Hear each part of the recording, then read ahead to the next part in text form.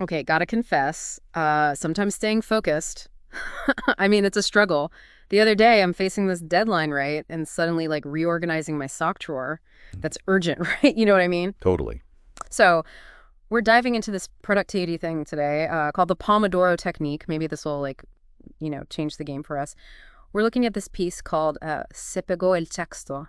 That's if the text stuck if you don't speak Spanish.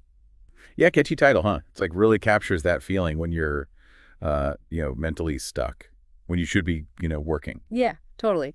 So this technique is all about getting unstuck. So what is this Pomodoro technique? It's actually like deceptively simple. You just break down your work time into these 25-minute chunks. They're called pomodoros. Like little bursts of focus? I Yeah, like that. exactly. And you got to dedicate like each pomodoro to one single task.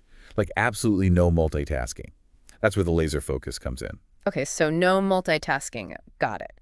But what happens when that timer goes off at 25 minutes? Do I just go right into another Pomodoro? Well, not quite. That's where these like strategic breaks come in. So after every 25 minutes, you take a 5-minute break. Yeah. And it's not, checking social media or anything. Right, because then you just get sucked right back into procrastinating. Exactly. Think of it as like recharging a little bit.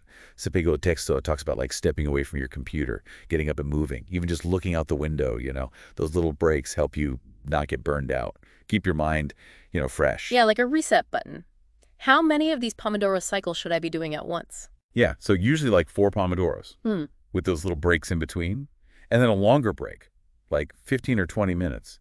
That gives your brain a chance to like really disconnect. That's like interval training, but for your brain. Yeah, exactly. Yeah. And here's where it gets interesting. This Sepego Texto piece talks about how this whole like structured approach, it actually helps you get into a flow state. Flow state, you mean like that feeling when you're just in the zone Yeah. and work is just like flowing? Exactly. And it's not just about like feeling good or whatever. When you're in flow, you're like way more productive, more creative too. You're going to do your best work that way. Yeah. And this Pomodoro technique with its little breaks and stuff, it can really like pave the way for those flow moments. Okay, that makes sense. But what about getting distracted, though?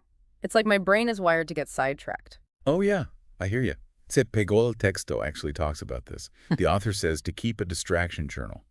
So anytime something pops into your head, that's not about the task you're doing. Write it down and go back to what you were doing. A distraction journal, I like that. Kind of like calling those thought gremlins out? Right. And once you know what they are, Mhm. it's like you can actually do something about them. Hmm. Like maybe you need to just turn off all your notifications or like work somewhere else where it's quieter, or even just like tell yourself it's okay to think about that later. It's all about, being in control Yeah. instead of letting your mind go wherever. Yeah, I know for me, my weakness is to-do lists. Like, I can't get enough of those to-do list apps. I spend way too much time, like, organizing everything. Yeah, this can get dangerous. It's Yeah. easy to focus on the app itself Yeah. and forget about actually doing the work. Exactly. I was, like, categorizing and color-coding every little thing. Total procrastination trap. Right, and that's the thing about any productivity system or whatever. Yeah. It all comes down to like, are you really committed to it? Sepego Texto talks about this. It says like real focus has to come from inside. You can't just like force yourself to be productive Yeah. if you're not into the task. Yeah, you gotta, like, actually want to do it. But a system like this Pomodoro thing, it definitely has you get started, right? Totally. Mhm. It's like a framework or a structure.